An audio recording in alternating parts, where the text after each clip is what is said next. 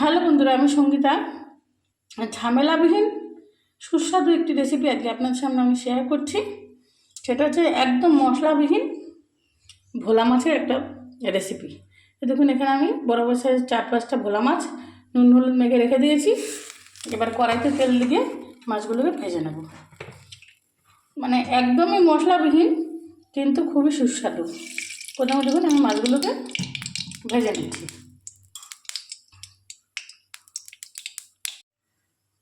দেখুন, এক এক করে সব মাছগুলোকে আমি ভেজে নেব।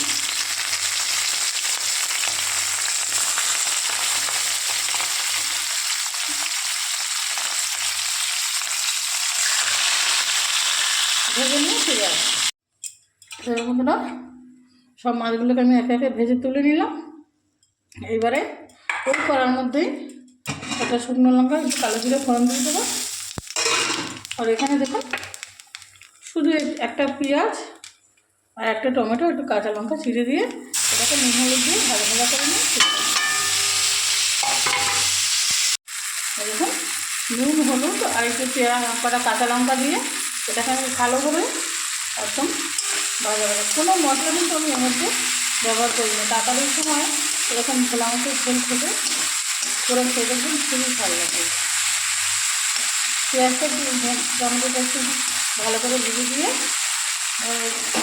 মশলা ভাজতে মশলা তো দিইনি, মানে এটা তেল ছেড়ে দিয়েছে পেঁয়াজটা থেকে। এবার একটু জল দিয়ে দেবো।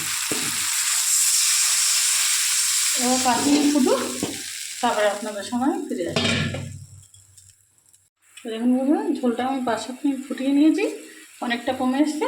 এবার মাছগুলোকে দিয়ে দেবো একদম বিনা মশলায়। একটু পেঁয়াজ দিয়ে অত্যন্ত সুস্বাদু একটি মাছের রেসিপি আমি আপনাদের সঙ্গে শেয়ার করলাম।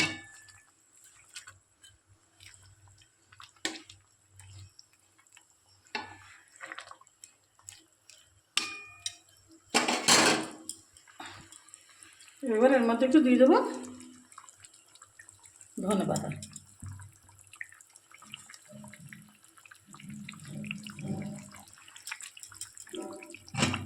এবার আরও মিনিট 5 ফুটিয়ে নিয়ে, মিনিট 2-3 ফুটিয়ে নিয়ে নামিয়ে নেবো। নামিয়ে নিয়ে আমি আপনাদের সঙ্গে ফিরে আসছি। দেখুন বন্ধুরা, একটা পাত্রে নামিয়ে নিয়েছি।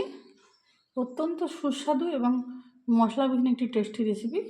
ভিডিও যদি ভালো লেগে থাকে লাইক কমেন্ট শেয়ার সাবস্ক্রাইব করতে। দেখুন বন্ধুরা, আমি একটা পাত্রে নামিয়ে নিয়েছি। এরকম গামাখা হয়েছে। অত্যন্ত মশলাবিহীন, অত্যন্ত সুস্বাদু এবং টেস্টি একটা রেসিপি। ভিডিও যদি ভালো লেগে থাকে লাইক কমেন্ট শেয়ার সাবস্ক্রাইব করতে ভুলবেন না। ধন্যবাদ।